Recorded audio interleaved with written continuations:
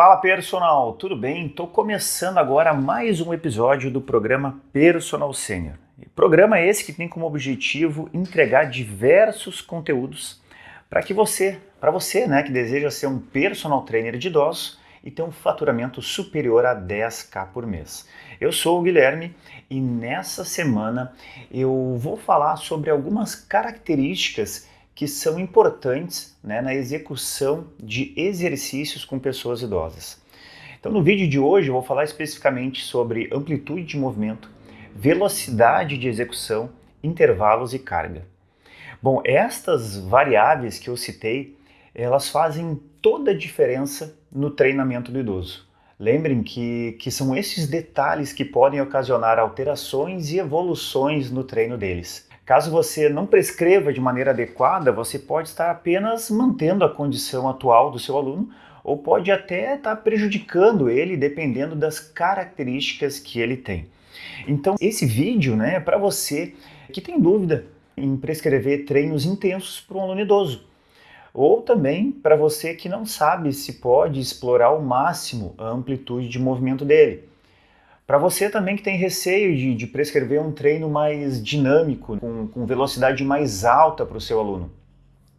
Então fica aqui comigo até o final do vídeo para entender um pouco mais sobre isso. Bom, antes de começar, eu quero só lembrar vocês que um treino para pessoas idosas, ele apresenta, né, características diferentes, de uma pessoa adulta. A começar pelos objetivos. Enquanto pessoas adultas, na sua maioria, buscam questões estéticas e de performance nos seus treinos, o público idoso normalmente tem como objetivo a melhora da funcionalidade. E isso, de certa forma, já explica um pouco das diferenças, né, e particularidades dos treinos destes alunos. Eu vou te dar um exemplo, tá? Vamos pegar aqui um exercício tradicional, um agachamento. O que exige mais do aluno? Quando ele faz um movimento mais curto ou quando ele faz um movimento completo? Outra leitura. O que é melhor para um aluno idoso? Fazer exercícios mais curtos ou ele treinar com amplitudes mais altas? Vamos pensar no dia a dia desse aluno? Caso ele vá agachar para pegar um objeto no chão. Se ele não agachar o suficiente, ele provavelmente não vai conseguir pegar o objeto, né, para começar. Ou então, ele vai precisar curvar a coluna para poder pegar. Outro exemplo, tá? Um outro exercício clássico aí, o tríceps rodana, aquele tradicional, né, no crossover. Vamos lembrar que existe um teste que avalia a flexibilidade de membro superior na avaliação física de idosos. Nesse teste, o aluno deve colocar uma das mãos acima do ombro e a outra por trás e fazer com que os dedos médios se aproximem, se toquem ou até passem um do outro, se o aluno conseguir. Então a flexibilidade é um dos pontos importantes para a funcionalidade do idoso. E assim é bem mais provável que a gente consiga chegar num resultado positivo trabalhando com exercícios em amplitude máxima.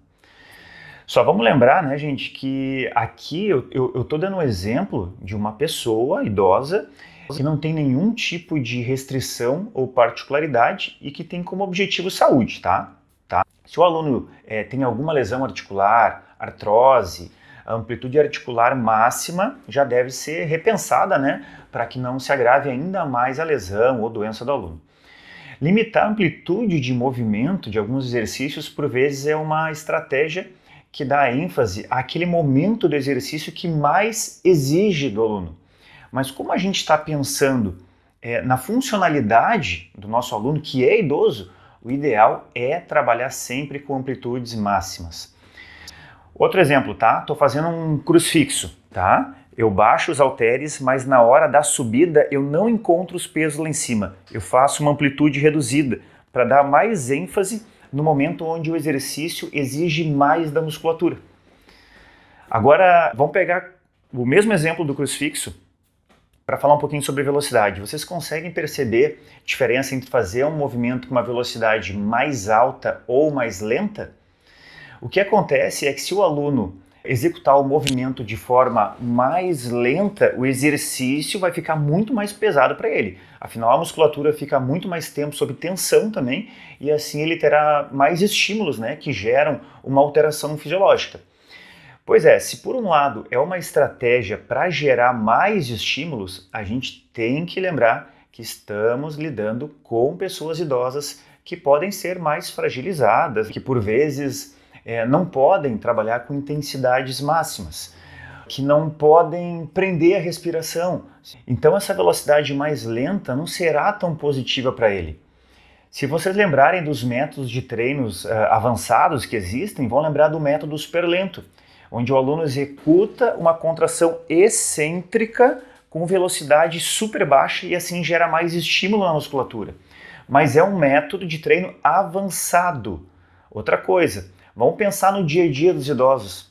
Grande parte dos movimentos que eles fazem, eles não são realizados nessa velocidade mais lenta. Pelo contrário, são movimentos mais rápidos, né, mais dinâmicos, às vezes mais potentes. Então a gente deve estimular uma velocidade um pouco mais alta. O que se recomenda normalmente são movimentos com velocidade moderada. Tá, mas e se o idoso treinar com uma velocidade de execução mais rápida? O que acontece é que esses movimentos mais rápidos eles podem desencadear lesões musculoesqueléticas em demasia. O aluno idoso ele pode trabalhar com uma velocidade mais alta, até porque a gente deve trabalhar potência com eles. Porém, é preciso que este aluno esteja totalmente adaptado a esses estímulos que ele vai receber. Vamos pensar de novo nas atividades que muitos idosos fazem no dia a dia, como varrer, como levantar da cama, do vaso sanitário, atravessar uma rua. Todos estes movimentos devem ser executados de maneira mais rápida. E como os treinos estão voltados à funcionalidade e às características do aluno, é mais interessante que os exercícios simulem essas atividades. Bom, pensando nestes movimentos mais rápidos, a gente começa a pensar também nos intervalos entre as séries de exercícios. Quem nunca teve um aluno que faz tudo rapidinho? Parece que quer sumir da academia e voltar correndo para casa. Tem, né? Aí eu falo para eles assim, quanto mais rápido vocês fizerem esse exercício, mais exercícios vai ter. A aula tem 1 hora, não vai acabar antes.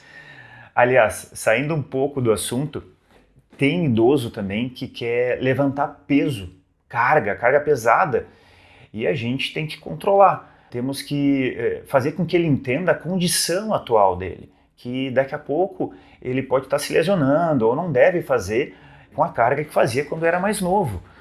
Até para cuidar do jeito de falar, para não daqui a pouco frustrar o aluno ou desmotivar ele.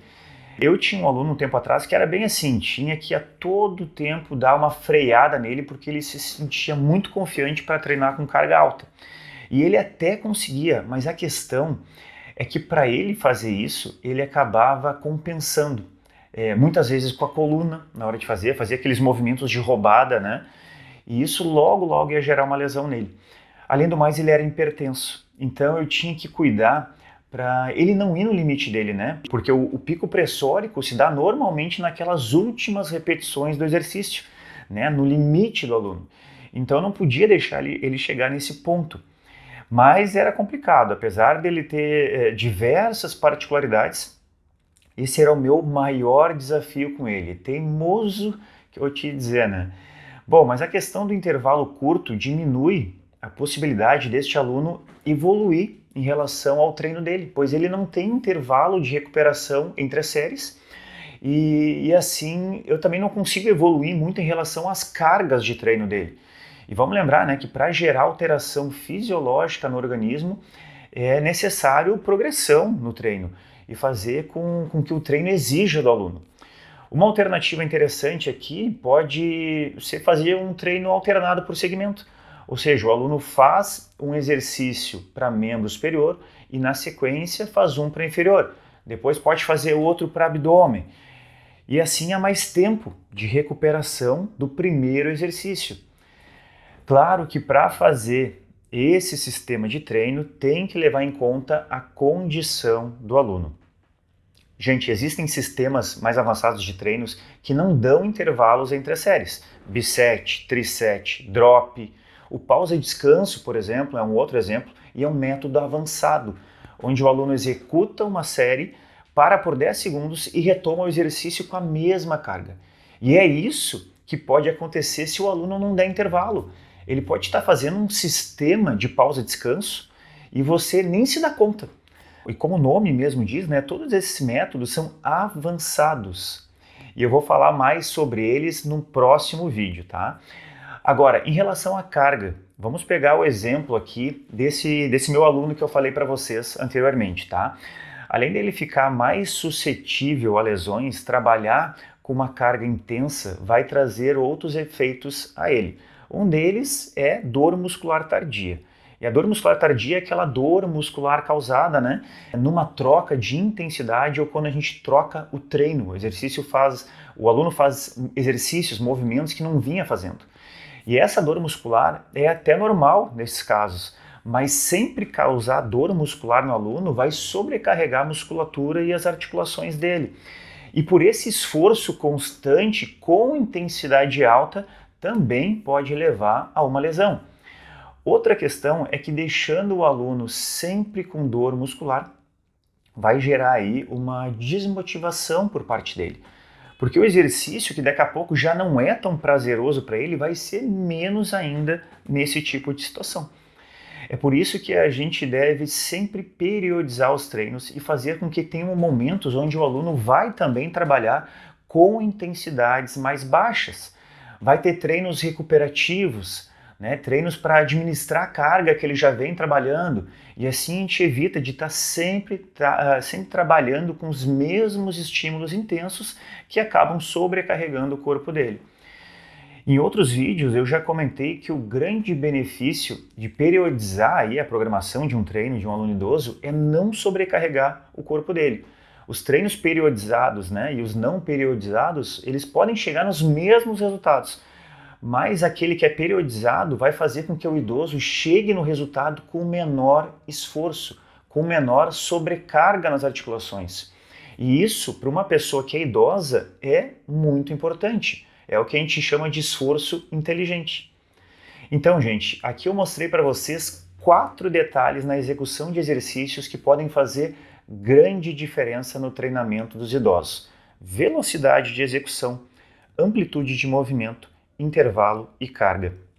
Todos estes detalhes vão interferir na prescrição do treino e podem acarretar aí efeitos benéficos ou não para o aluno. Então a gente precisa primeiro identificar as características do nosso aluno, entender quais são as necessidades dele e a partir disso é que a gente vai configurar o treino desse aluno com esses detalhes que eu apresentei aqui para vocês. Qualquer detalhe faz diferença na prescrição do treino idoso. Se ele tiver uma doença crônica, ainda mais. Se o seu aluno, por exemplo, tem hipertensão e você não cuidar os intervalos dele ou trabalhar com uma intensidade muito alta, você vai ajudar, entre aspas, ele a aumentar ainda mais a pressão arterial e isso é tudo que ele não precisa. Então você deve ficar muito atento a esses cuidados.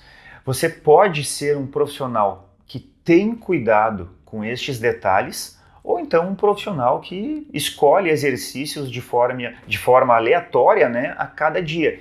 Mas assim você vai estar optando também em ser um profissional qualificado, reconhecido pelo bom trabalho que faz, ou então por outro que faz aquele feijão com arroz e nunca tem uma estabilidade financeira porque não consegue reter os alunos, né, e nem ser reconhecido pelo trabalho que faz.